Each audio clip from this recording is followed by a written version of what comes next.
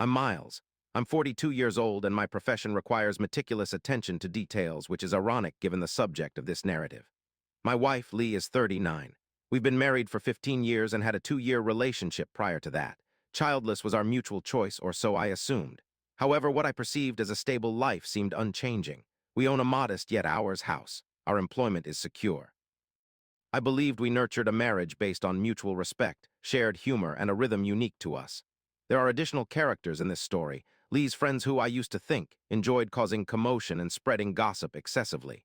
Yet I rarely voiced my thoughts. Perhaps I didn't consider it necessary, or maybe I simply wished to avoid unnecessary conflicts. Then there's the man she was romantically entangled with. Not long ago, I discovered his identity and that of his wife. The latter remains unaware of the situation unfolding. The predicament didn't surface from a dramatic, obvious incident. No betrayal with a grand crash, no sudden reversals. Instead, it crept up gradually, akin to a slow drip. At first, seemingly insignificant occurrences that worsened over time. I failed to recognize the pattern for what it was. It began about 3 or 4 years back. Lee started behaving oddly and distantly. She justified her job becoming more demanding, stating longer hours, frequent overtime, and increased weekend meetings. That was her explanation, at least. "I have a strategy session this Saturday afternoon," she said once, showing nonchalance as she picked up her bag. "It's just that busy time of year. We're understaffed again." She presented it as routine, but the instances grew more frequent. Additionally, Lee started socializing with friends more: evenings out, dinners, birthdays, catch-ups. There was always an excuse. Often, she returned home very late. Occasionally, she emanated a mix of alcohol and unfamiliar perfume. Clearly, she had an eventful night. I attempted jokingly inquiring about it once. She glanced at me, removed her shoes casually. "You understand the drill. Jen overindulged in alcohol. It became boisterous." I returned the smile, but within me a knot formed. Our bond wasn't as strong as it once was, especially in our intimate moments.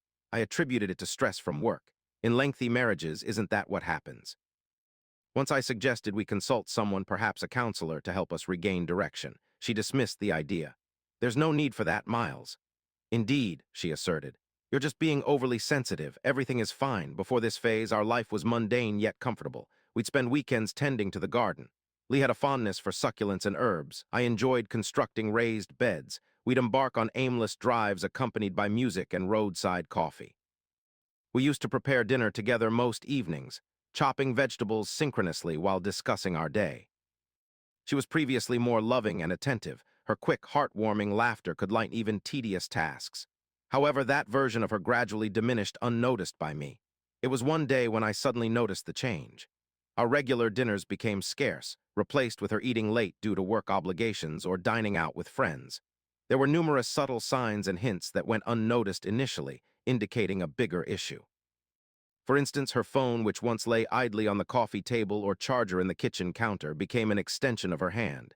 She'd turn the screen away whenever she used it, often flipping it face down if I entered the room.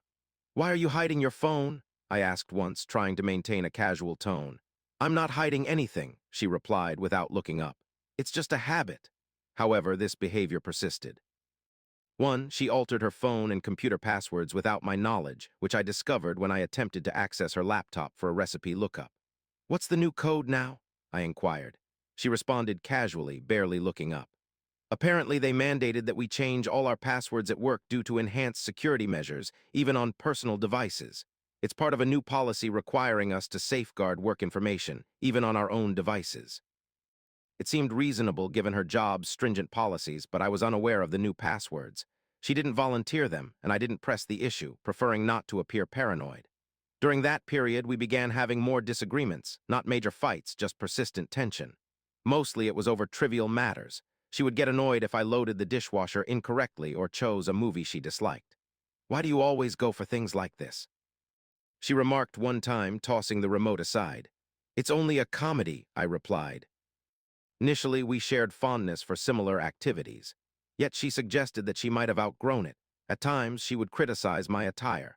One morning, she commented disparagingly about my outfit, stating I no longer made an effort. Previously, I took pride in my appearance. Her constant critiques and perceived annoyance towards me became burdensome. One evening, when I proposed a joint activity, she remarked that I had lost my fun side. She explained her work-related stress. I empathized with her situation but expressed the need for a break to reconnect. She sighed heavily in response, claiming I was overly concerned with emotions, finding it tiresome. Weekends, she began pursuing individual activities, often citing friend engagements from which I was excluded, labeling them as girl time and suggesting I wouldn't enjoy myself.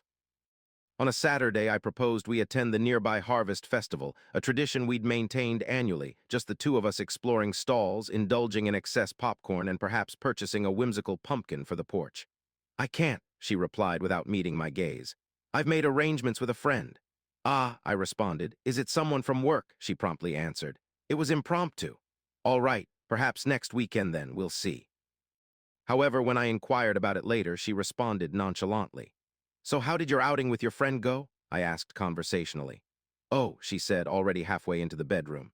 "It got postponed. There was one weekend that stands out distinctly. Approximately a year ago, Lee informed me about a work retreat. She even left a schedule for it on the fridge. At first, it appeared fine.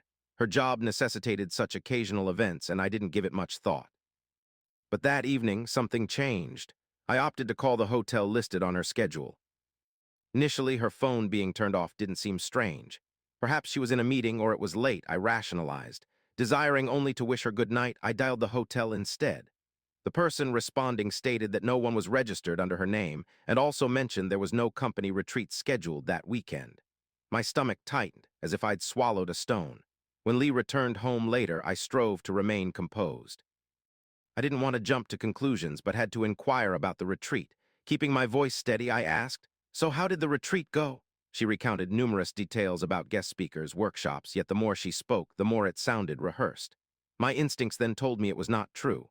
Afterwards, I calmly informed her that I had called the hotel merely to say hello, and they reported she wasn't there. They also stated no event was taking place. Her facial expression altered swiftly, turning rigid. She paused, her eyes constricted, and then suddenly she erupted. "Are you being sincere?" she barked. "You summoned them. Why on earth would you do that? Why can't you trust me, Miles?" I attempted to maintain a balanced tone. "I do trust you," I replied. "However, when your phone is off and I can't get hold of you, and then I discover the retreat you spoke about does not exist, I must know what's transpiring." "Goodness, are you attempting to micromanage me?" she countered, her voice escalating. "I can't even travel for work without you probing into everything I do. I'm not trying to control you." "I'm merely seeking clarification," I said. "I don't comprehend." She sneered, expressing annoyance by lifting her hands in exasperation. "Perhaps if you had ever truly listened to me instead of jumping to conclusions, you would be aware that there was a last-minute hotel change. The initial one had a plumbing issue, and I neglected to inform you because everything was so hectic." She swiftly turned, extracting her phone, saying, "Observe, this is the email verifying our recent reservation." She displayed the email, which appeared flawless, almost as if it was prepared in anticipation of doubts. Nevertheless, I refrained from voicing my suspicions. I didn't want to entertain the idea that she might fabricate such a significant tale. Instead, I wished to believe her and cling on to that faith. As time progressed, I began noticing other discrepancies. Her expenditure escalated significantly. She acquired more garments than typical. She frequented upscale hair salons more often. She claimed the gifts were for her coworkers or friends. However, our shared account showed an increasing number of withdrawals, costs we had never discussed before. It seemed as though numerous financial decisions were being made without my knowledge. I tentatively attempted to address the issue, suggesting a dialogue about savings, perhaps creating a budget together. "Miles," she retorted sharply, "you're trying to assert control over me again." She independently earns her income and has the freedom to spend it as she wishes, not taking orders from anyone. However, in the past, we had mutually discussed significant purchases and made financial decisions jointly. This sudden change in her stance was unsettling, making me feel a line had been crossed that I couldn't overlook. Yet this wasn't the defining moment that led to everything falling apart. That happened about 3 weeks ago on a Tuesday evening.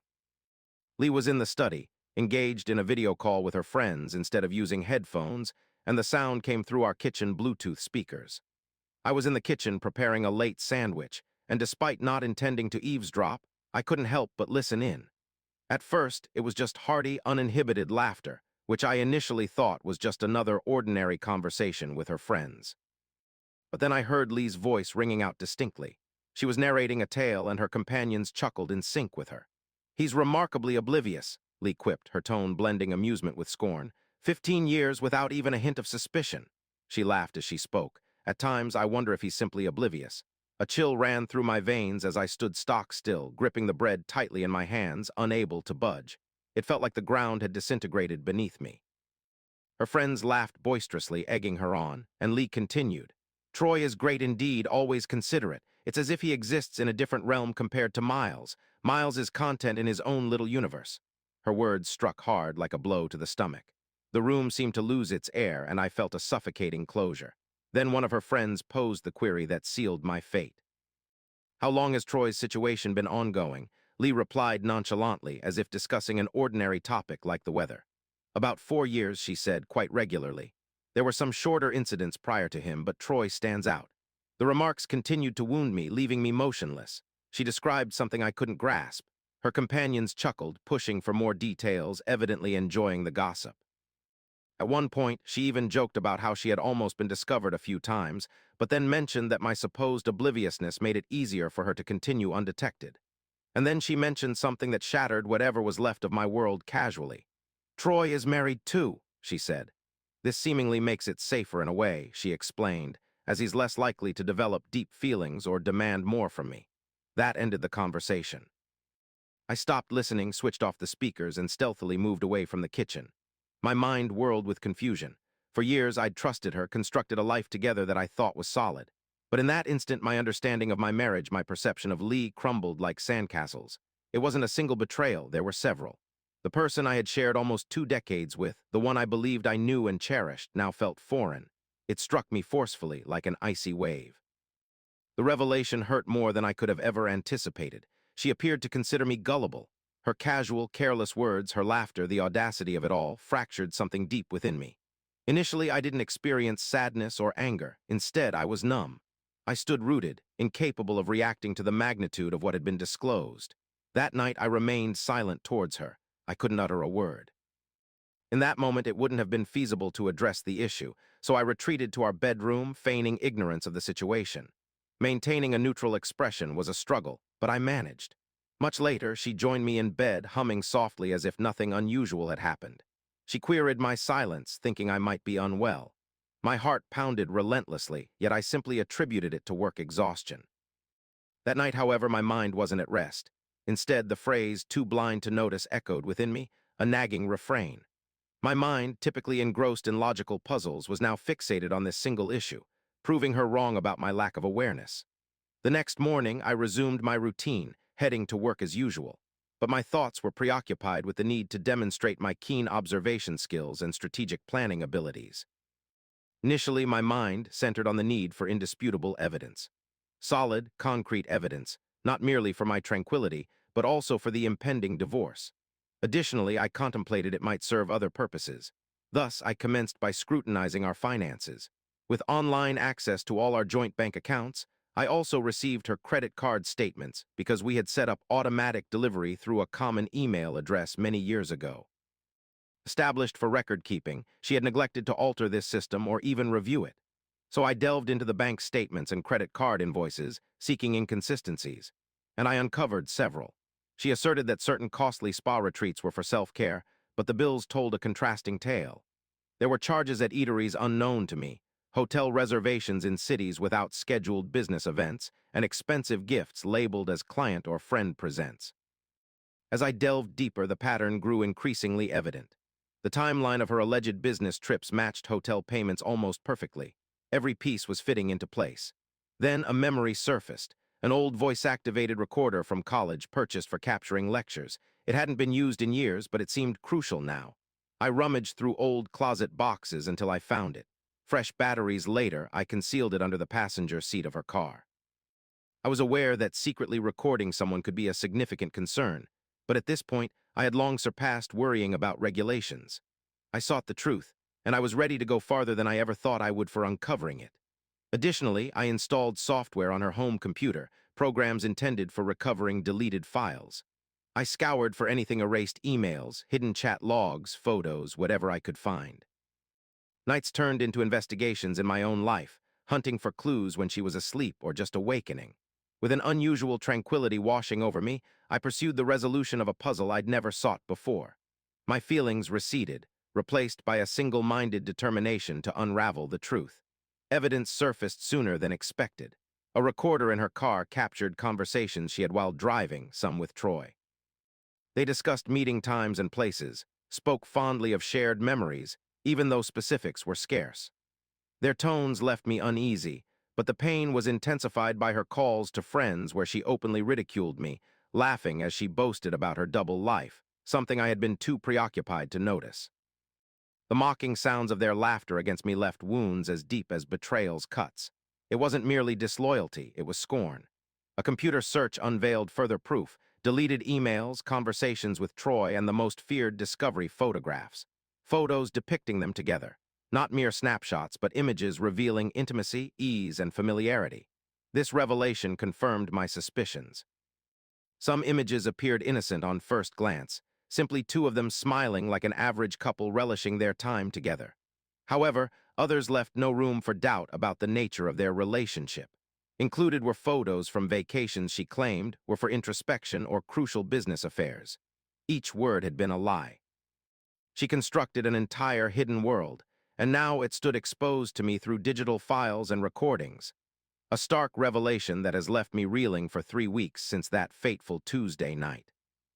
Over 3 weeks, I've been living a dual reality, concealing the truth I've uncovered while maintaining cordial interactions with Lee, engaging in trivial chatter as if nothing was amiss. Beneath this facade, however, an unyielding and growing fury simmers. In those same 3 weeks, I've meticulously constructed my evidence, working diligently each night to compile information, arrange proof, and link the disparate pieces of the puzzle. I traced Troy down, discovering his real name, location, workplace, and crucially, learning that he too is married. Lee's secret life was reckless, leaving digital footprints at every turn. For instance, she stored Troy's number under a woman's name in her phone. At first, this deception succeeded. But upon comparing the times and dates of calls and messages with my recordings, it became clear that something didn't align. I delved deeper, correlating details from her discussions with social media, unearthed clues she had unwittingly revealed. Gradually, everything led me directly to him. On Lee's social media, there were numerous photos of our family beaming with joy and contentment. Yet I knew this serenity would be disrupted soon by the revelation of her deceit. Devising a strategy to expose this infidelity isn't straightforward. It involves several stages meticulously designed to unveil the truth decisively. Lee's birthday is in 10 days, and I aim to make it an unforgettable day for her, under less desirable circumstances. I've already consulted a lawyer, renowned for his tenacity, precision, and rigor in divorce cases. Together, we have prepared all necessary documents. The dossier I compiled left even him impressed. He assured me our case is as robust as it can be. Here's the plan. Step 1. 2 days before Lee's birthday, I will visit every bank and financial institution where we share accounts. I will freeze those accounts and halt her access to any credit cards linked to my name. Though our house shares legal ownership with her, it was bequeathed to me by my parents originally. 1. My attorney is certain about its legal safeguard. I will undertake all essential measures to maintain its safety. 2. A day prior to her birthday, a package shall be dispatched to Troy's wife anonymously. Inside, there will be irrefutable evidence of the ongoing events, photographs, hotel receipts with their names, and transcripts of conversations that corroborate the facts. She will then learn about her husband's secret life. 3. On Lee's birthday, she will find herself in a world of financial turmoil, having no access to funds whatsoever. Later on that day, she will be served divorce papers. The cause will be her infidelity, supported by the comprehensive evidence I have amassed. I will ensure these documents are handed over during any celebration she may have planned for herself. She constructed her entire dual life under the assumption that I was oblivious or preoccupied, but she was mistaken. I'll find a grim sense of justice in proving her incorrect about me. Some may view my strategy as harsh or excessive, but it seems appropriate to me given her actions. Every choice has a consequence, and she's soon to learn that particular choices bring severe, painful repercussions. I want her to experience the pain of loss, just as I did when I thought we shared a life together. The lawyer clarified the constraints of the voice recorder I placed in her car. In our state, recordings usually need both parties' consent. This means the recordings themselves might not be admissible as evidence in court. However, the data I gleaned from them was priceless. They guided me towards the truth. If she mentioned a hotel name, a date, or a specific location, I could then obtain legal records or digital receipts that corresponded. Those records, unlike the recordings, can be used in court. The recordings exposed the extent of her deceit. They readied me for what lay ahead. Leo appeared less careful than she assumed. In a call that I recorded, she carelessly disclosed Troy's surname and revealed him to be a dentist. That was sufficient information. A swift internet search yielded his professional details, including a photo. The image matched the man and the images I had retrieved from her erased files. This validated everything. After that, it became straightforward to locate his spouse. Her name appeared in numerous one of his publicly accessible social media posts. As I delved into the investigation, the pieces of the puzzle fell into place more quickly than anticipated. Now let's discuss the finances. Our primary checking account, savings account, and main credit card were jointly held with both our names on them. Moreover, there was money inherited from my parents, which I always kept in accounts under my name exclusively. For years, Lee had been involved in managing funds for significant home renovation projects we mutually decided on. Naturally, the house belonged to me initially. It was inherited from my parents, and later her name was added to the deed following our marriage. My lawyer advised me on how to manage this situation. The initial action was to put a hold on our joint bank accounts, prohibiting her from withdrawing substantial amounts or transferring funds until the divorce is finalized. The allocation of assets will eventually be determined in court, but my lawyer predicts her case will be weak due to her actions and the evidence I possess, showing she misused marital funds contrary to our agreement. This wasn't a single instance of error, it was purposeful and long-standing. My current emotions are no longer affection, but rather a sense of obligation to carry out this plan. Phase 1, Financial Freeze. This phase has already been implemented. 2 days ago, on Monday morning, I visited the bank where I had previously encountered a senior manager on numerous occasions, including one instance with my lawyer present. Given this background, the bank recognized the gravity of the situation at hand. Here's what transpired. First, I withdrew an equal amount from our combined checking and savings accounts, transferring that sum into newly opened accounts under my sole name. Next, using my attorney's formal letter, I directed the bank to immobilize all joint accounts, thus preventing any transactions without legal authorization. The letter outlined the deteriorating marriage situation and my reasonable suspicion that Lee might misuse or conceal our shared funds. Following this bank procedure, I addressed the credit cards. Every card bearing both our names was frozen, and the additional card of Lee's on my primary account was promptly canceled. Automatic payments for her personal expenses from those accounts, such as car payments, cell phone bills, and subscription boxes, will be declined due to changes. I ensured that essential household bills were transferred to my new accounts. Bills like the mortgage on the house and utilities have been redirected. The process took several hours of calls, forms, and confirmations, but was secure in the end. I sent a package containing the truth about Lee to Troy's wife, Adeline, yesterday morning. The binder included around 20 photographs of Lee and Troy together, some from trips with visible locations and dates. Others displayed intimate affection, yet I avoided overtly explicit content, providing just enough evidence to establish truthfulness. The folder contained hotel receipts bearing both names, along with transcribed conversations from the recordings where they expressed their feelings for each other and discussed their deception of their respective spouses. This evidence was damning, but it needed to be presented. Lastly, I added a brief message without a signature. Adeline, you have the right to know the truth about your husband, Troy, and his prolonged affair with Lee, her full name. The materials enclosed are for your perusal. Your next steps are up to you. The folder was delivered by a courier service that required a signature upon receipt, addressed directly to Adeline at her residence. Yesterday late in the day, I was informed that the package had been delivered and accepted. Dropping it off at the courier's office felt akin to striking a match, igniting a spark destined to kindle a blaze. This fire was one that needed to burn, as the truth demanded exposure. The third phase, divorce papers, is scheduled for tomorrow, her birthday. These documents, fully drafted, signed, and readied, await delivery. They have been entrusted to a seasoned professional, tasked with delivering legal documents. My lawyer has left no stone unturned in the preparation of these papers. They explicitly state that I am divorcing her due to adultery. They provide a synopsis of the evidence accumulated and detail my demands regarding property and asset division. The process server has been directed to deliver the papers to Lee tomorrow afternoon. I am familiar with Lee's routine. Every year, Lee typically spends her birthday at dinner with her circle of friends. This time around, she booked a table at a restaurant. I found out through the email confirmation left unattended on her home computer, which is frequently in view. The process server has the precise location. If Lee fails to show up for that dinner, the server has been instructed to deliver the documents to our house instead. Tomorrow, Lee will wake up thinking it's her special day. By tomorrow night, her world will undergo a significant transformation.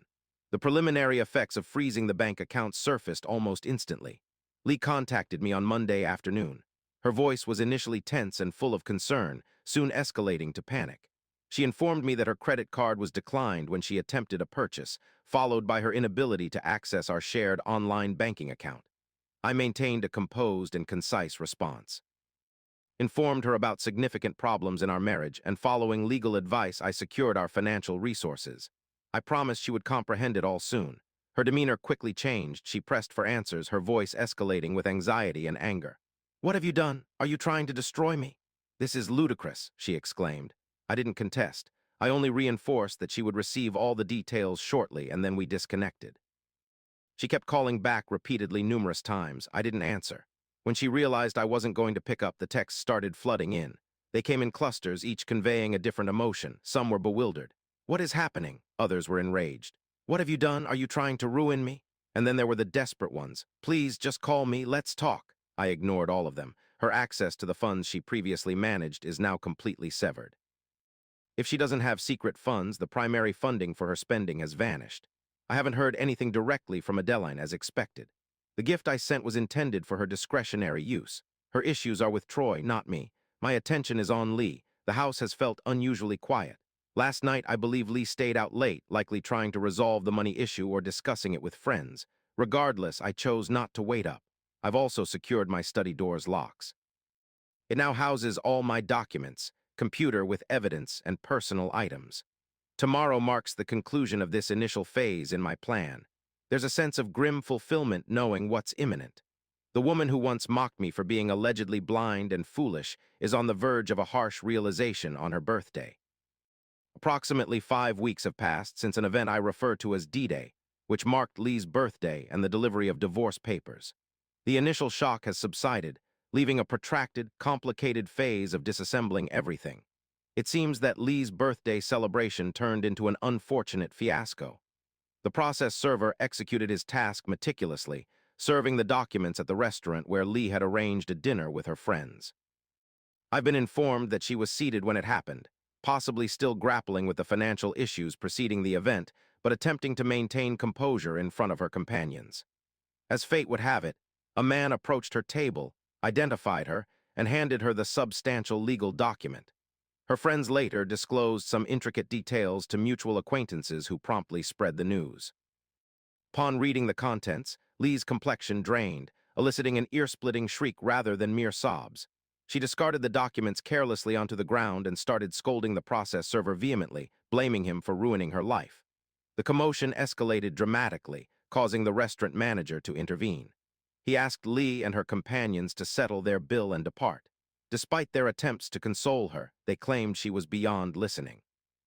A friend later phoned me, leaving an enraged voicemail in which she branded me as cold-hearted, vividly recounting Lee's emotional breakdown that evening. The subsequent days after her birthday were marked by Lee's frantic attempts to contact me. She repeatedly contacted my phone multiple times daily, using various numbers including blocked ones and those belonging to her friends. The barrage of contact extended beyond calls, encompassing emails, texts, and voicemails. Her messages veered between anger, threats, regret, apologies, and pleas for conversation. She asserted she had erred severely, professing her love for me, denying any importance of Troy, and insisting the words she spoke in the call I overheard were misconstrued by her friends. To me, it all seemed like typical excuses people resort to when caught. I ignored every message, instructing my lawyer to handle all communication with her directly. Her financial predicament worsened swiftly as she had minimal personal savings.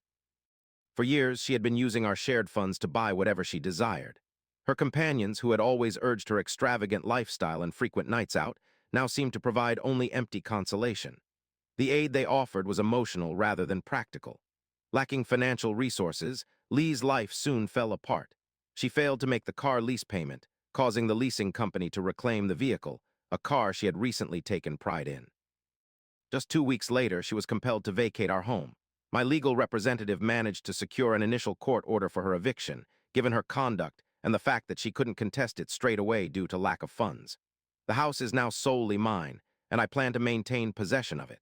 Reports suggest that Lee is currently residing with one of her friends, but even this arrangement is beginning to strain their relationship. The friend is said to be growing weary of her presence. Following roughly a week of my repeated rejections of her calls and messages, and once she started comprehending the severity of her predicament, lacking funds, homelessness, legal notices from my attorney, the harshness of reality began to bear down on her. In a drastic turn of events, Lee made an appearance at my workplace. She stormed into the main lobby and caused quite a commotion. She was yelling my name, insisting on seeing me, and accusing me of swiping her life and ruining her contentment. Security personnel swiftly intervened and escorted her out of the premises. My coworkers who witnessed this incident were taken aback by what they observed. Then, approximately 2 weeks ago, a more alarming incident transpired. One of her close friends contacted me in a state of panic. During a very emotional phone conversation, Lee had been heavily intoxicated and expressed deeply disturbing thoughts about ending her life. At one point, she inflicted minor injuries upon herself. Concerned, her friend immediately requested emergency medical assistance. Lee was admitted to the hospital for a minor injury and psychiatric evaluation, but doctors assured it wasn't critical. However, it was evident that she was deteriorating emotionally. I promptly updated my lawyer about the situation, feeling no emotional response instead of taking action. I asked my lawyer to gather official reports and include them in the divorce documents, as they revealed her unstable condition. Lee was discharged from the hospital following a 72-hour stay. Her friends were advised to keep a close eye on her and remove anything potentially harmful, thereby adding more stress to them. Concurrently, Troy's world, the man Lee had been secretly seeing, crumbled when his wife, Adeline, didn't hold back after receiving the evidence package. News in our tight-knit community spread swiftly, particularly within professional circles such as his. Rumor has it that Adeline confronted Troy the day she received the binder, and with indisputable evidence before him, he supposedly confessed. She promptly asked him to vacate their home and has initiated divorce proceedings. It's said that Troy is devastated not by losing Lee, but by the loss of his secure family life, their home, and his standing in the community. His image has suffered significant damage. Lee, seeking support, allegedly tried reaching out to him, possibly hoping to restore their alliance. However, instead of offering solace, Troy is rumored to be blaming her for everything. He alleges that she was reckless and responsible for their exposure, a far cry from the special bond she believed they shared. Their relationship has become public knowledge among their social peers, and neither of them enjoys a favorable impression. The legal battle following our divorce is truly ramping up. My lawyer remains optimistic about our case. The proof of her infidelity is substantial and incontrovertible. To add to that, the financial records unequivocally demonstrate how she used marital funds over time to sustain her hidden lifestyle. Her attorney is vigorously attempting to claim she deserves substantial alimony and a substantial portion of the house value. However, my lawyer is meeting this head-on with equal tenacity, ready for a fight at every turn. Lee's recent psychiatric episode and her public outbursts, such as the one she caused in my office, are not aiding her attorney's efforts to portray her as stable or a victim wronged. She appears tired. I happened upon her by chance last week. I was at the local supermarket and spotted her in the parking lot arguing with a friend near another car. Her voice was sharp, her posture tense. Unnoticed by her, I slipped into my vehicle and departed. The disparity between the woman I encountered that day and the well-groomed, assertive, mocking individual who once ridiculed me during our video call was astounding. Now, she is experiencing the repercussions of her decisions and actions directly. She has lost her marriage, her cozy home, her financial stability, her public image, and even the companion she believed would stand by her has deserted her.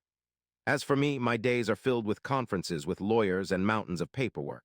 Yet amidst the stress, a calm, icy sense of satisfaction lingers.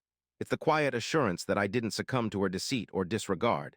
Instead, I opted for clarity, patience, and resolve. My objective throughout this predicament has been uncomplicated: to not yield to her betrayal or disrespect. To leave no room for ambiguity, it's essential to comprehend that actions incur repercussions.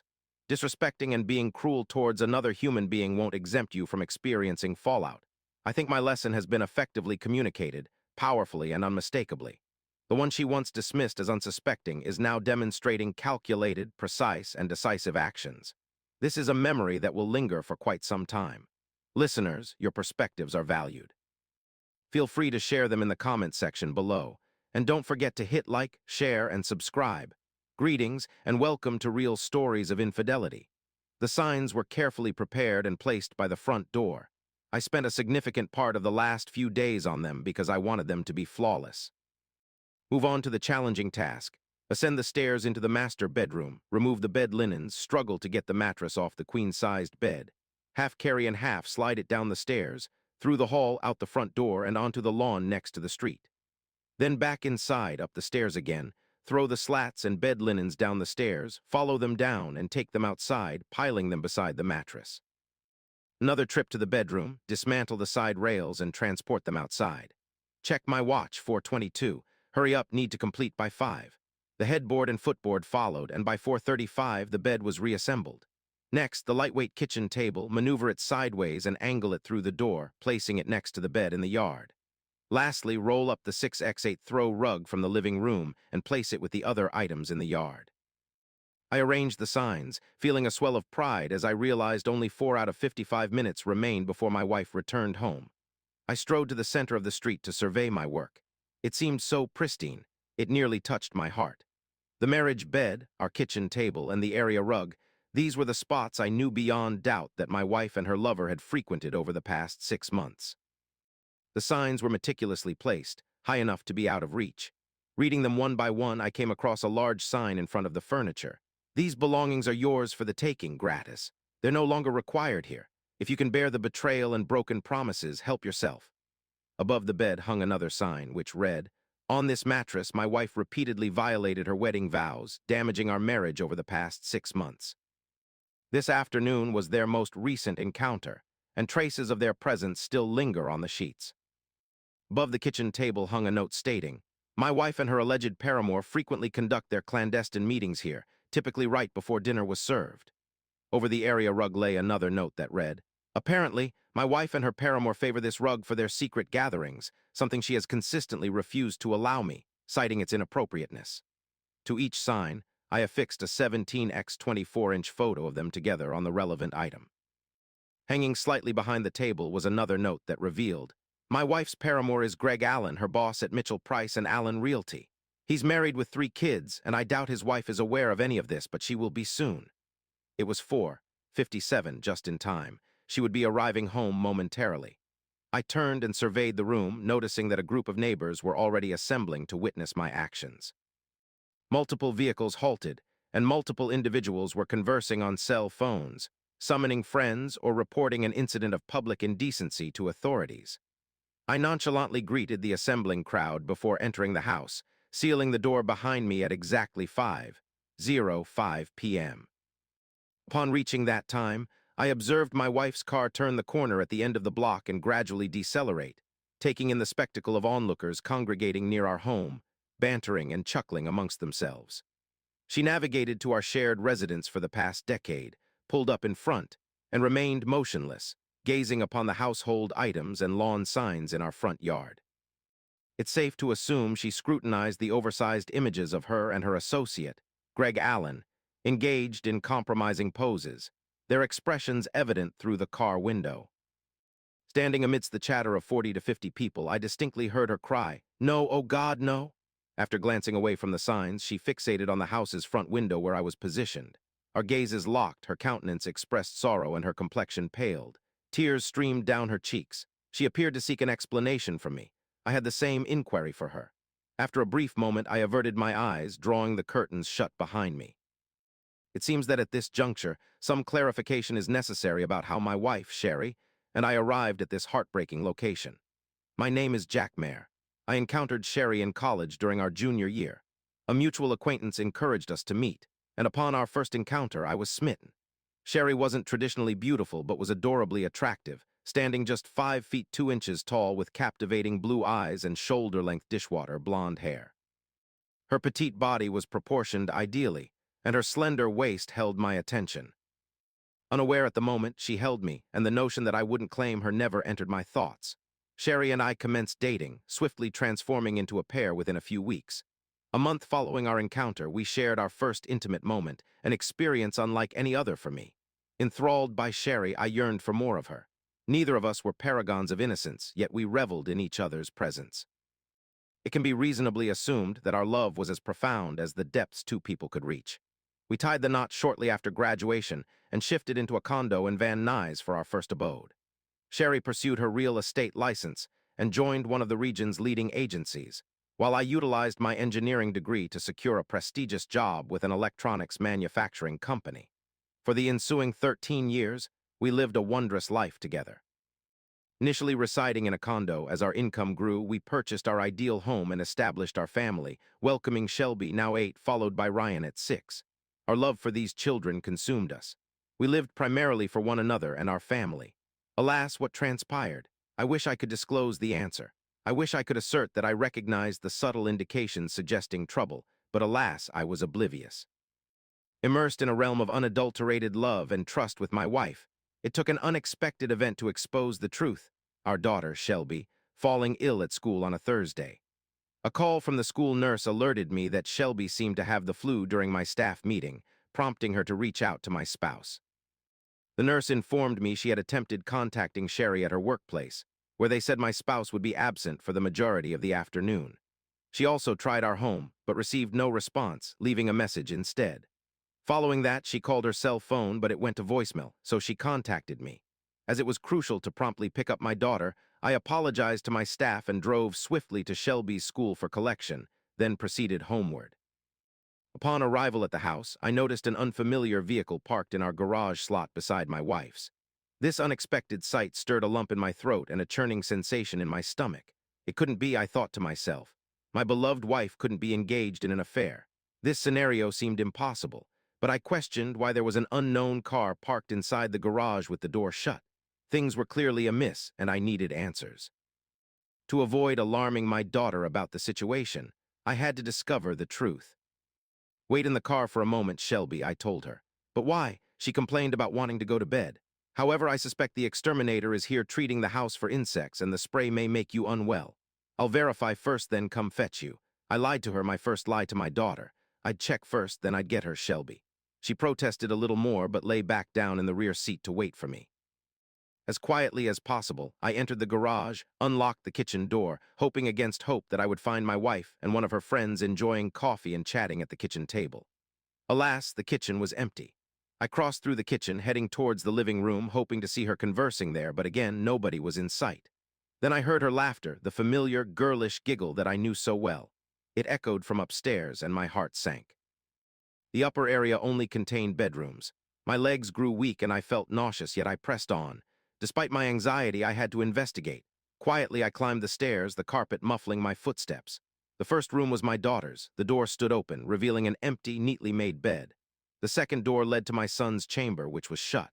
I hesitated before attempting to open it, but then heard my wife's laughter echoing from further down the corridor, the master suite. My heart pounded in my throat as I cautiously approached the edge of the third door and listened. Initially, there was silence, followed by a sound of movement, later joined by my wife's voice. "Oh God, Greg, that feels incredible," a different voice responded. "Indeed, it does feel fantastic, doesn't it? You know it's the best, just as I've told you countless times. No one has ever pleased you like I do." My heart turned cold. My beloved spouse was spurning me, and the affection I held for her was deteriorating. I suppressed the bile rising in my esophagus. To confirm the situation, I felt compelled to investigate myself. Though reluctant to be discovered at that instant, I recognized that my marriage had reached its end, yet proof of infidelity was still necessary. With a slow hand, I twisted the doorknob and barely opened the door enough to peer through. The scene before me shattered any remaining affection I harbored for my spouse. I silently closed the door and stumbled down the stairs, suppressing the bile rising in my throat. I had to keep it down. Somehow I managed to return to my car, lowered the garage door, and ignited the engine, departing from the driveway. "Daddy, where are we going? I'm ill. I wish to sleep." "I understand, Shelby, but what's happening at home would make you feel even more unwell." I had been inside for just a few minutes, and it made me nauseous. I lied to her about the details, but it wasn't an outright falsehood. "For a while, I'll bring you to Grandma Sharon's residence as the air clears." The journey took 15 minutes to reach my mother's home, during which my thoughts whirled in turmoil. My marriage was at an end, irreparable, with no hope of restoration. I could not fathom cohabiting with someone who had committed such an act. I struck the steering wheel in distress, tears trickling down my face. "Daddy, what's wrong?" "Nothing, Shelby. Everything is all right. It was just some things in the house that upset me. They got to me. I'm fine now. Don't be concerned." After leaving Shelby with her grandmother, I didn't share the details of what had transpired with my mother. I merely asked her to look after Shelby until my return from work. I contemplated returning to my home and confronting the couple, but I understood that a confrontation was not enough. I needed retribution. As I drove back to my office, I began devising strategies that would permanently damage my wife and her superior. In the electronics company where I was employed, there were multiple departments. I served as a senior engineer within the medical equipment sector, while another department designed and manufactured commercial security equipment, which we housed together in a large facility. Upon arriving at my office, I instructed my assistant not to disturb me for the remainder of the day, then contacted my counterpart in the security division, Dan Taylor. We had been friends since college, and he was an exceptional engineer. I requested his immediate presence, to which he agreed, as he was already en route to drop off some blueprints for copying. True to his word, he arrived 20 minutes later. "What's up, Jack?" he inquired upon entering. "Please come in, Dan," I replied, shutting the door behind him. "You seem to be in great distress, as if you've recently lost a dear friend." "Indeed," he acknowledged. "I might have, and I find myself in dire need of your assistance." "Whatever you need, Jack," you offered. "What's the issue?" "My wife and her boss were found together in our bedroom in our house." "Are you joking, Jack?" you asked, hoping for a positive response. "Regrettably, I wish it were so." Upon returning home from picking up Shelby from school, he discovered an unfamiliar vehicle in the garage. Intruding to investigate, he found them together. He could hardly believe it, but the truth was stark and painful. Such an occurrence should never happen to anyone. When you confronted them, I did not. Overwhelmed by my daughter's illness and the risk of her witnessing them, I kept her in the car while I went inside. Upon seeing them together, I quietly departed, taking Shelby to my mother's house instead. "What are your plans?" "I am uncertain, but what I do know is that I require evidence. I need audio and video proof of their subsequent encounters, and you can help me with that. I require concealed cameras and microphones for multiple rooms in the house to continuously record events. It appears Dan may be able to assist, but are there plans for future incidents? This situation could have just escalated unexpectedly. Is it certain there will be more instances? If so, I'm prepared. They mentioned they've been engaging in this activity consistently over the past 6 months, and while I'm not certain if their meetings always occur at my house, I suspect they do. Hotels tend to leave traces neither can afford, and her boss, wife, stays at home. That leaves only my house as an option when I'm at work and the kids are in school. Later, Dan mentioned he had access to a new line of wireless miniature cameras and microphones compatible with my laptop or computer.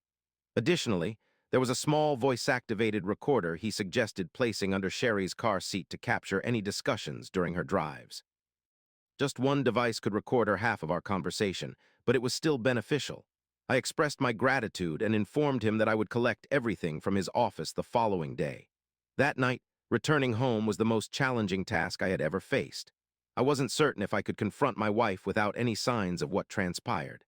I decided to deceive Sherry by giving the impression that I wasn't feeling well, which happened to be true. I retrieved Shelby from my mother's house, and when I arrived home, Sherry was in the kitchen. Upon seeing that I had Shelby with me, she grew agitated. "Where have you been? Why didn't you contact me about Shelby being ill?"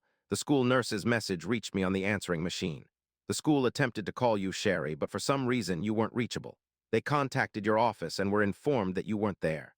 Then they tried the home phone and left a message. They even called your cell, but it went to voicemail.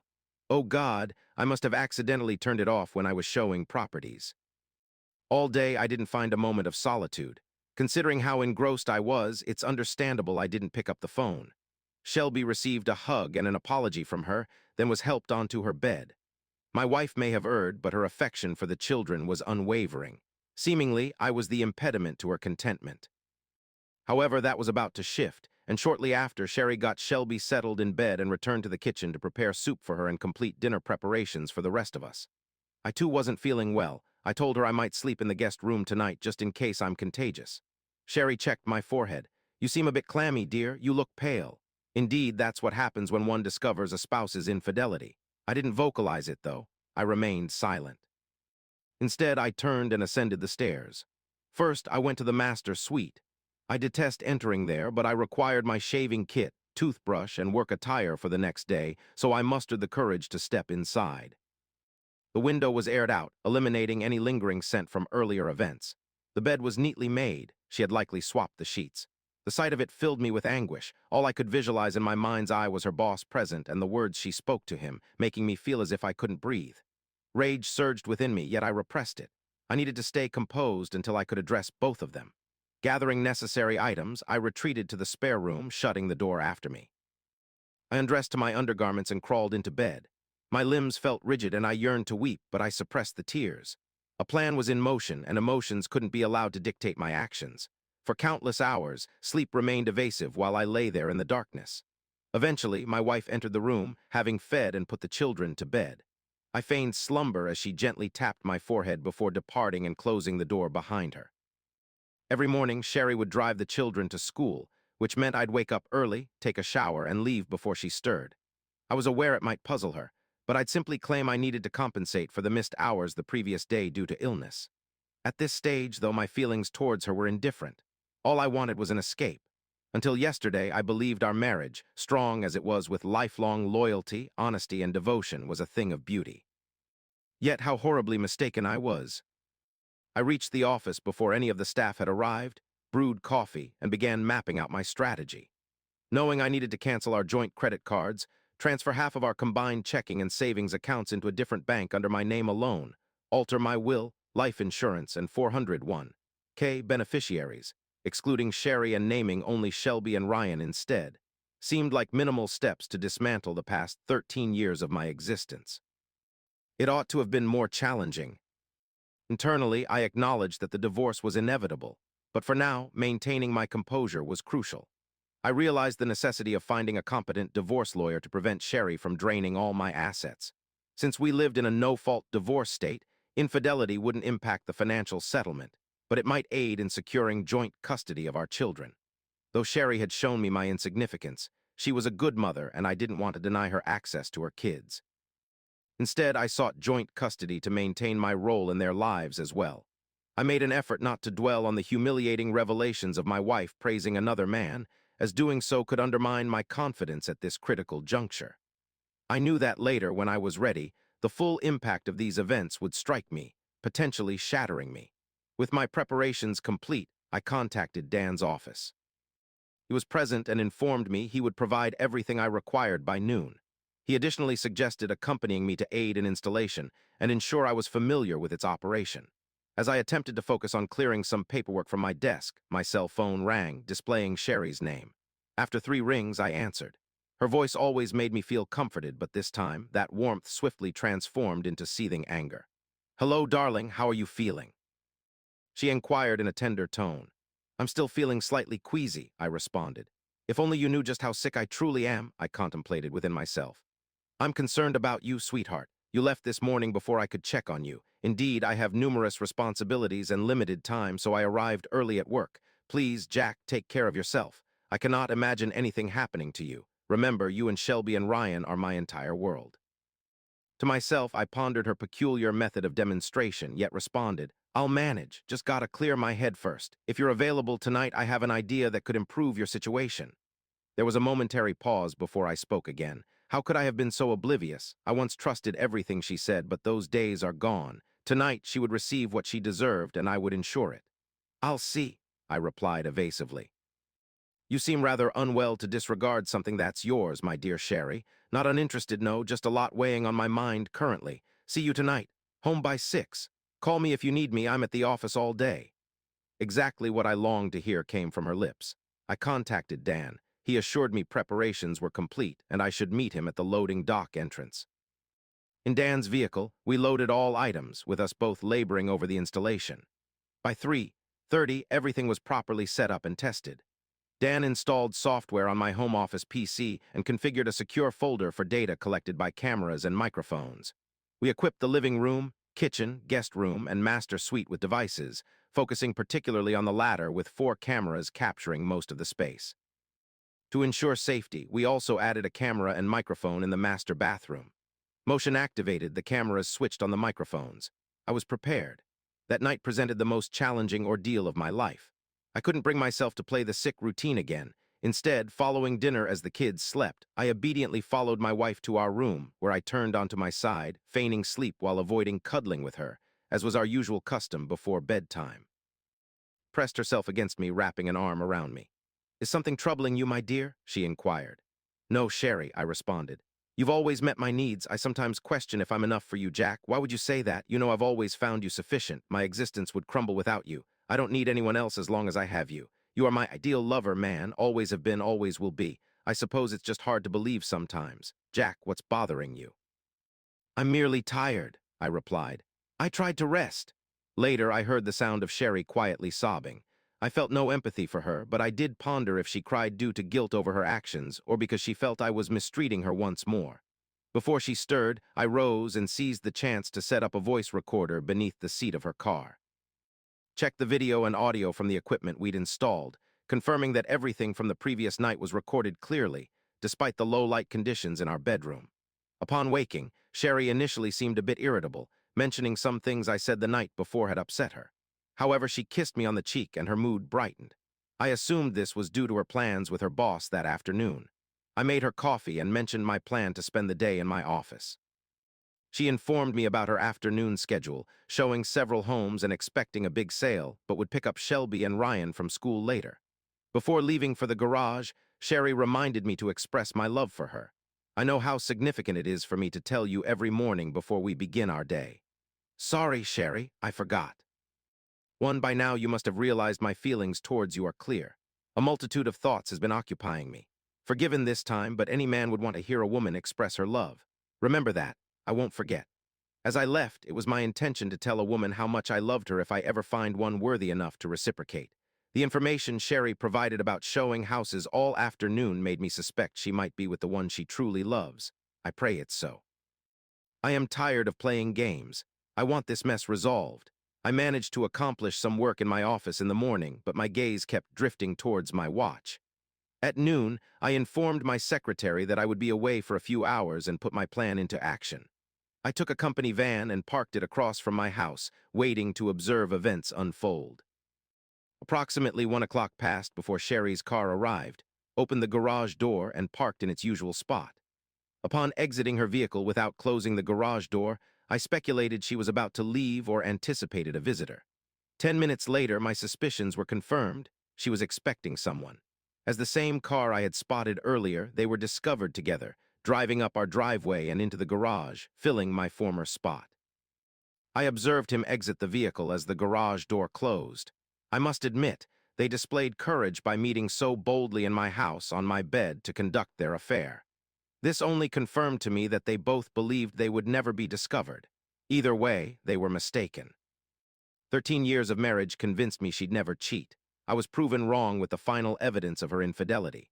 The tears fell as I grappled with doubts. Was he a superior lover? He wasn't larger, and while perhaps more attractive, neither of us were prize winners. Why risk our marriage and his too? She had to understand there was no concealing this from his wife. I yearned to confront them at home, but what purpose would that serve? Already, I had caught them red-handed, even if they weren't aware of it. Feeling better from exacting revenge on my enemy's lover is an option, however. Jail time would likely ensue due to such actions. At this juncture, neither of them were worth the trouble. My primary concern was the emotional impact this ordeal might have on our children and his children as well. By 2:30, it seemed they had concluded their rendezvous since the garage door opened and his vehicle exited. 15 minutes later, my spouse followed suit, closing the garage door behind her. I knew by 3:30 she would return home with the kids, prompting me to park in the garage swiftly and head to my office. I avoided scrutinizing all the footage captured by the cameras. Instead, ensuring crucial evidence was secure on my hard drive was my priority. After 10 minutes, I'd observed enough. The scene wasn't an exact replica of their last encounter, but it offered a revealing glimpse into their activities. They began in the kitchen, where we both dined. They joked about me not realizing they had been together in the same spot I often used. Later, they shifted to our bedroom, yet his lover suggested they try my daughter's room for variety. My wife strongly objected, stating that her children's rooms should be off limits. It was too much that she allowed him to make a point by rubbing my face in it. but the idea of crossing such boundaries in the kids' rooms was unacceptable. Despite having questionable morals concerning me, at least she held onto some principles. In our bedroom, they continued their actions. Neither of them expressed love openly, but my wife continued to praise her boss as an exceptional lover. As a climax, although I didn't immediately comprehend the reason, they moved to the rug by the fireplace in the living room and resumed their activities there. Upon completion, it struck me as peculiar that she hadn't altered the bed linens, presuming she would attend to it when bringing the children home at 3:30. This afforded her ample opportunity to ventilate the room and tidy up any traces, given I seldom arrived home before 6:00. Having ensured my crucial evidence was safely stored within my hard drive, I deactivated the system and departed the residence without a second glance at the presumed mess in our marital bed. The sight had left me uneasy, yet my feelings for my wife had become cold and callous, replaced swiftly by a fiery rage and loathing. I felt a strange sense of satisfaction, anticipating the turmoil I was on the verge of unleashing upon them both. Upon returning to work, I shared with Dan every detail I had witnessed and heard. Like me, he continued to grapple with how a wife as supposedly affectionate as Sherry could engage in such behavior. Besides breaching our solemn promises to one another, she sought to inflict maximum humiliation on me by constantly informing her lover about my inadequacies, implying he was a superior lover and the only man who could satisfy her. My spirit plunged into an abyss of suffering and despair, urging me to extricate myself to execute my plan of destroying both of them. I needed to find a competent divorce attorney, and Dan advised I approach the company's law firm for recommendations. I spoke with a corporate lawyer in the firm, who provided me with 3 names of divorce attorneys reputed for safeguarding husbands' rights. The first lawyer I contacted was preparing for retirement and wouldn't accept new clients, but the second one agreed to meet me the following afternoon at 3 o'clock. With that settled, I decided on managing credit card cancellations, altering beneficiaries, and transferring funds. Next day, upon returning home, I found Sherry in the kitchen preparing dinner while kids were studying in their rooms. She wore a yellow dress and appeared lovely. Momentarily, I contemplated my heart shattering again. She radiated joy, an expression I assumed was her typical post-afternoon demeanor. "Hey there, sweetheart. I hope your day was as wonderful as mine," she greeted me, causing my eyebrows to ascend in astonishment. My day was eventful, not particularly pleasant, yet I did learn several things unbeknownst to me. "What made your day so splendid?" I inquired, fully aware of the reasons behind her good spirits. "I'm certain having a fantastic day would brighten yours. I closed a deal," she said. "First one this week, but I think there might be another on Thursday when I show some more houses." "It seems your luck was with you today," I told her, not hiding my lack of exuberance. "Is there anything else extraordinary about today?" She gave me an unusual gaze. "No, dear, just routine work to accomplish during the day so I can return home and be with my loved ones. You're aware that's where my heart lies. I'm not referring to my thoughts. I also recall your allegiances, or at least their previous locations," I mused as I ascended to our bedroom to alter my attire. As I adjusted, I observed that the linens had been replaced and the room aired. There was still moisture on the shower floor, and I inquired about it when I re-entered the kitchen. "Did you take a shower at some point this afternoon?" I asked. She visibly startled at my words and faced me, a remorseful expression on her countenance.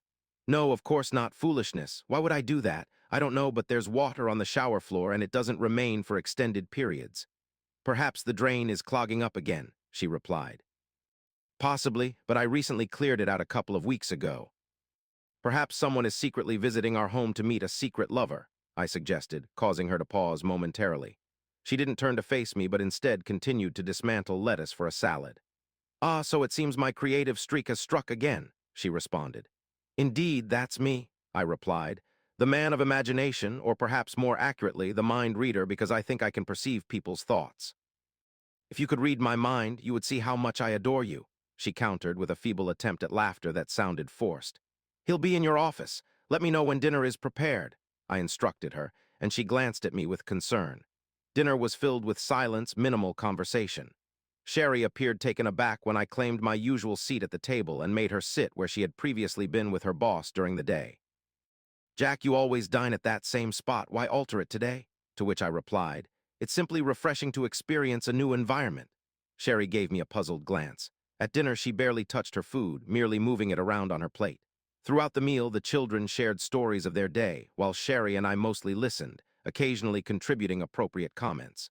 Following our efforts in cleaning up dishes together, I retired to my office to work on my project.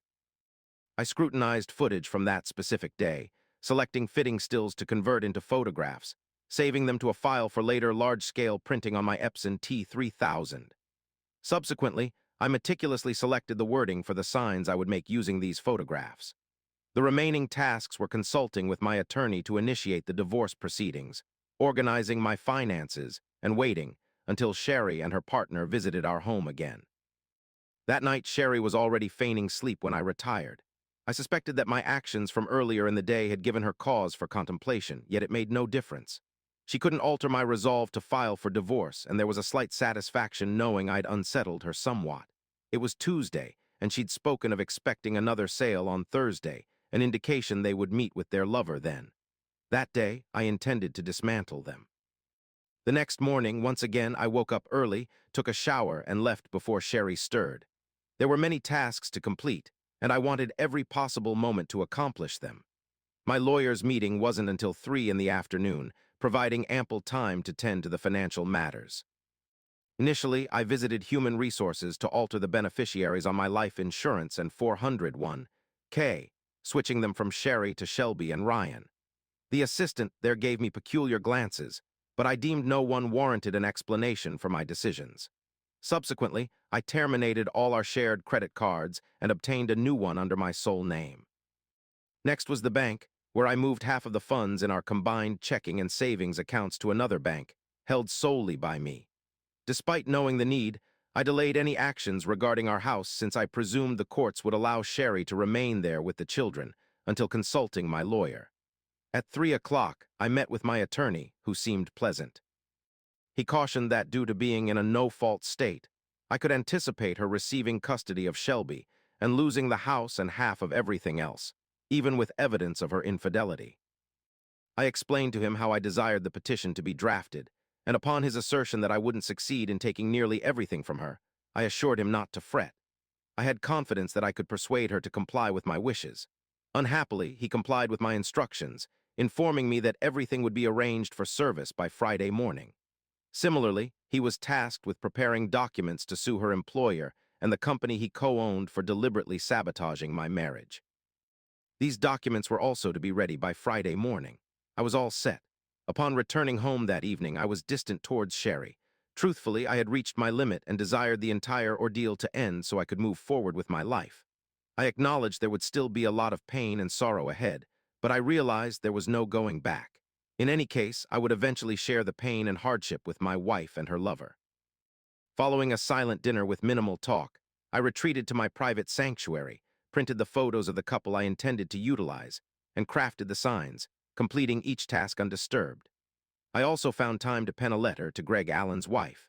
In conclusion, I enclosed 4x5 prints of the large photos I was using for the posters, informing her that I had ample video footage to provide her with in case she chose to divorce her husband as I was leaving my own wife. Shortly after 11 p.m., I went to our bedroom to check if Sherry was asleep, then proceeded to her car, retrieved the voice-activated recorder hidden under her seat, rewound it, and listened to its contents. The recordings were one-sided with apparent business calls, but there was one that seemed to be addressed to Greg. "I love you. Thank you again for this afternoon, me too. I always miss you afterwards. Together, yes. Oh my God, would a whole week together be heaven? Yes. Soon we might meet up. We're planning a real estate convention we can't miss. You always manage to stir me up. Yes, darling, only you. If I didn't have to please Jack, it would all be yours. Yes, darling, we're set for Thursday afternoon. I'm just as excited as you are," she said. I was taken aback by how little her words stung compared to before. Perhaps there's still a chance for me. She had no idea how quickly she'd soon reap what she sowed. And it gave me a sense of fulfillment that I was just one day away from disrupting their peaceful lives. Revenge, I found, could be a potent healer. I swapped the tape for a new one and returned the recorder to its hiding place under her seat, hoping it would gather more proof of her misdeeds the following day when her life crumbles. That night, I barely slept at all. Not because my heart was broken. I had moved past that. I struggled to sleep last night, thinking about all that was expected tomorrow. For the last time, I rose from bed as Sherry remained asleep. I stood there, looking down at the woman who was once my love, mother of my children, the one I believed would spend the rest of my life with me. Emotions welled up in my eyes as I acknowledged that our final night together had passed. Never again would we experience the same intimacy, the same future. As I left her side, I pondered if she understood the cost she was about to bear for turning against me. Likely not, but she would soon discover it. I took a shower, left the house, grabbed breakfast at a diner, and briefly informed my secretary that I wouldn't be in the office today. I contacted Dan, updating him on the situation ahead. He expressed good luck, urged caution, and requested to be kept in the loop about the outcome. I briefly stopped at my attorney's office to confirm arrangements for serving my wife and Greg Allen the following day. Subsequently, I contacted Sherry to arrange picking up the children from school. Since my mother wished to look after them during the long weekends, I promised to pick up their belongings and drop them off there at 345. She was delighted by this arrangement, and using a particularly appealing tone, suggested it would give us time on Saturday for relaxation. I assured her I'd do just that and ended the call. At that point, I could no longer bear to listen to her any longer. I took my time returning home. By 12:30, I was parked around the corner, waiting for events to unfold. Although my car was largely concealed, I could still see any vehicles entering the driveway. I didn't require the garage door to go up and down. My wife and her lover were habitual in their routine. At 12:50, I observed Sherry's car enter the driveway, followed 5 minutes later by Greg Allen. After they took the lure, I was prepared to bring them ashore. Despite knowing their actions in our marital bed while I waited for them to conclude, Sherry had robbed herself of her ability to hurt me. Incredulously, I remained composed as I envisioned their activities together. It was almost like watching a low-budget movie with little storyline, but with an enjoyable conclusion. Upon seeing Greg's car exit the driveway at 250, I knew he had left. 10 minutes later, Sherry departed. As soon as they were away, I drove into the garage and closed the door. Time was of the essence as I had work to do. In my office, I reviewed the tape from that afternoon. The insults and comments about his superiority were there, but this time, they didn't affect me. After securing the downloaded footage onto my hard drive, I spent the subsequent 10 minutes gathering my homemade signs and photos, placing them by the front door for easy access. Subsequently, I packed a toothbrush and clothes for Shelby and Ryan, putting them in my car. My only qualm about my impending actions was the distress it would inflict on my children. Despite this, they were my world, yet I found solace in knowing that their sorrow wasn't my doing. Rather, it stemmed from their mother's decisions. At 3:15, I drove to their school and waited until the final bell rang before informing them of a weekend visit with Grandma, which always meant extra treats, hence their enthusiasm. 45 minutes later, I deposited them and retraced my steps to the house, executing my scheme. This brings us back to our initial point. The bed, the table, and the rug on the lawn adorned with all the signs, the neighbors observing, and Sherry arriving home to learn the gruesome truth that I was aware of everything. I didn't receive a message from Sherry that night, although I had anticipated it. A call came in late that evening from her mobile, but when I responded, there was nobody on the line. Approximately an hour following Sherry's departure, the police arrived at my doorstep. They were understanding, yet instructed me to take down the signs and photos, or else they would have to charge me for disrupting the peace and indecency in public. I complied. They had achieved their purpose. My wife saw them, and from the expression on her face as I walked away, I knew that her life was starting to plunge into turmoil. That night, I consumed a significant portion of Maker's Mark and fell unconscious in a drunken haze. On a Friday, I awoke with an excruciating hangover, but I nonetheless harbored a potent sense of power. Though melancholy and solitary, I recognized my own resilience, capable of overcoming my rage and animosity to confront my unfaithful spouse and her paramour. As noon approached, I drew back the living room curtains and found that our rug, kitchen table, and bed had vanished, leaving only the mattress and linens behind. I decided to handle these items later, perhaps disposing of them by discarding or burning them. The morning passed quietly, but by 3 in the afternoon, events started spiraling out of control. I was convinced that Greg Allen's wife had received my letter and photographs earlier that day, and my attorney informed me that Sherry, Greg Allen, and his colleagues had all been served with legal papers at their workplace around the same time. He had been there to witness it personally. Sherry wailed and crumpled onto the floor sobbing, while Greg Allen blatantly disregarded her, roaming the office, hurling insults and threats at me. Yet, Sherry's colleagues retreated to their office for a quarter of an hour before returning to present Sherry with her final paycheck and termination notice. They also handed Greg a partnership share check. Upon learning that he had no intention of selling, they invoked the corporate bylaws section concerning morality and staff fraternization, empowering them to sever ties with him and his mistress. As events unfolded, the receptionist relayed to Greg that his wife was on the line, requesting to talk.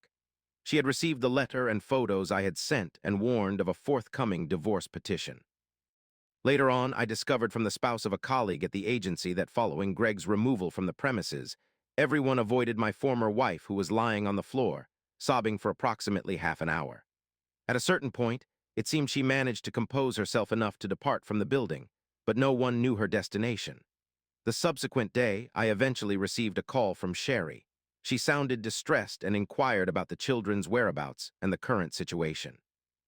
I informed her they were secure at my mother's house and hadn't been informed of the details. She appreciated this and then requested permission to retrieve some of her belongings. I granted her access, specifying that she should inform me when, allowing me to step out for a while so she could gather her possessions. She inquired if we could discuss, but I told her I had nothing to share. This led her to resume crying. "I regret what happened, Jack," she admitted. "You need to understand how remorseful I am for hurting you, and I assure you it was never my intention. I lost control and laughed. It's hard for me to express genuine sorrow when you apologize to me, Sherry, and claim that you never meant to wound me. What did you expect me to do upon discovering this? Celebrate your union? I didn't want you to know about it. I love you, Jack. I've only loved you, not anyone else." "I doubt if you truly believe that, Sherry. How could you, when you confessed to your lover how he made you feel superior to me, how he was the one who completed you? Every time we were together, it seemed like you were preoccupied with him. Jack, I didn't say those things to him. It's impossible for me to have said such things to him because I have the recordings, Sherry. Each and every word. Every insult, every humiliation you hurled at me, every derogatory comment you made about me to Jack. I have nothing to say to you, Sherry, and nothing you could say would alter my feelings. I love you, Jack. You must believe that. I've always loved you. Only you. I can't explain why I said those things to Greg. You must understand that it wasn't sincere. I was merely trying to boost his self-esteem because he frequently complained about his wife belittling him.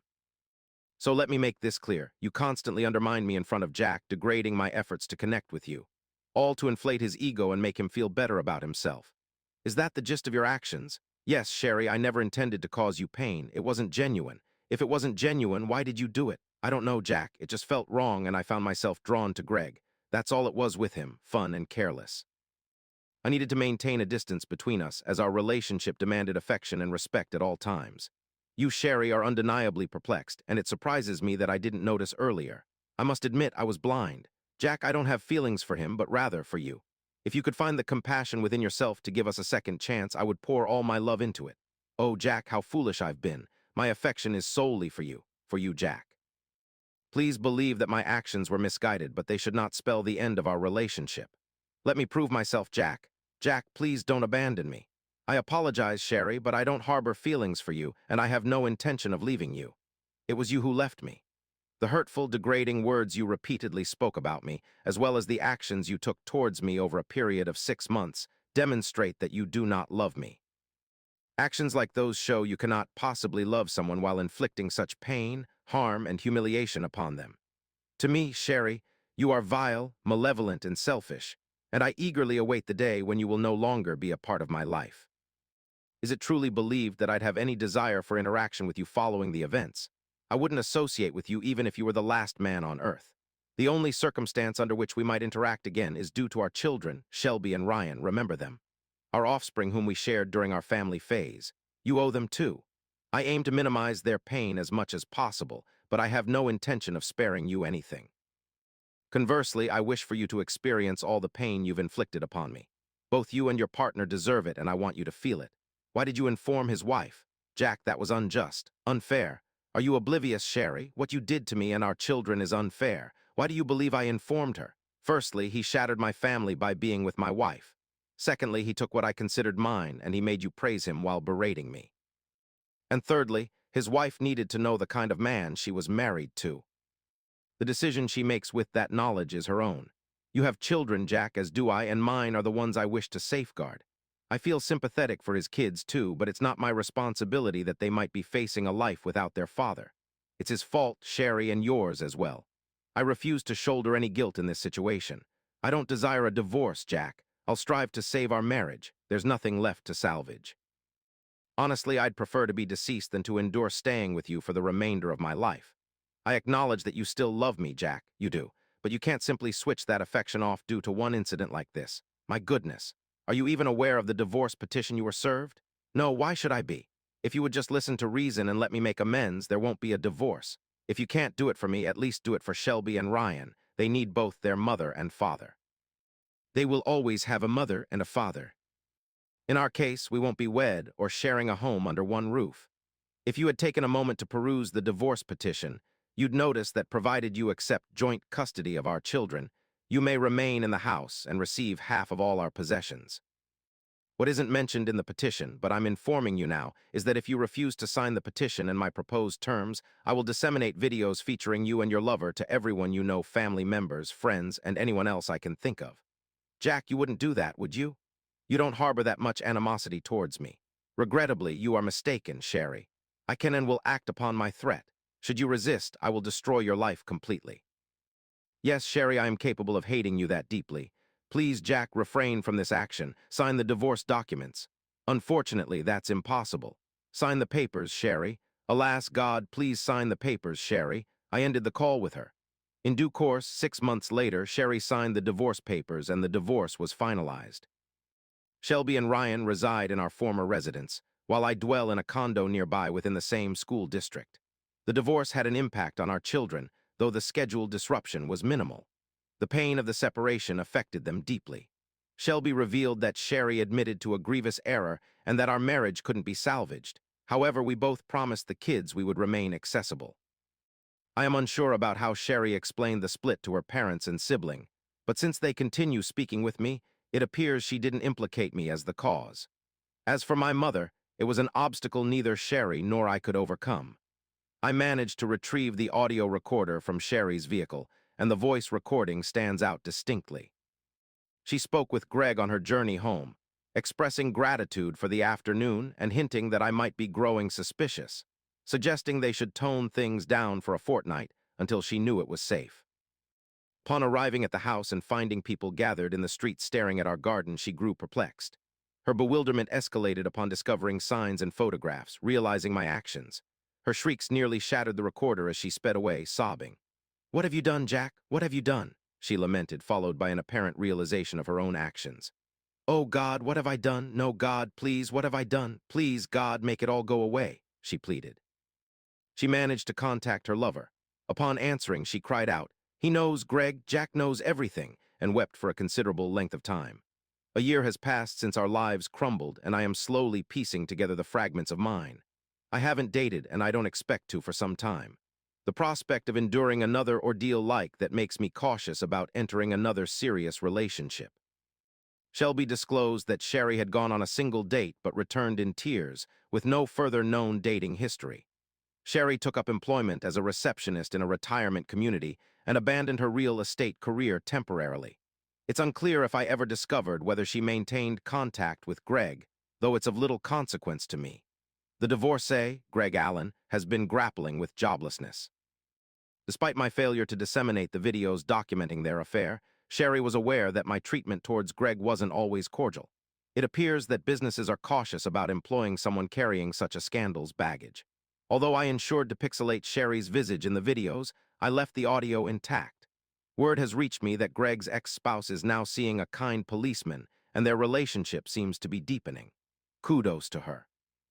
Also, it's been mentioned that Greg's previous firm extended an amicable deal to me to resolve the issue out of court to prevent negative publicity. I agreed, and currently I've moved past it. At present, I am solely concentrating on my children and their prospects. Possibly my future will hold significance for me someday. Audience, kindly express your views in the comments section below, and don't forget to like, share, and subscribe.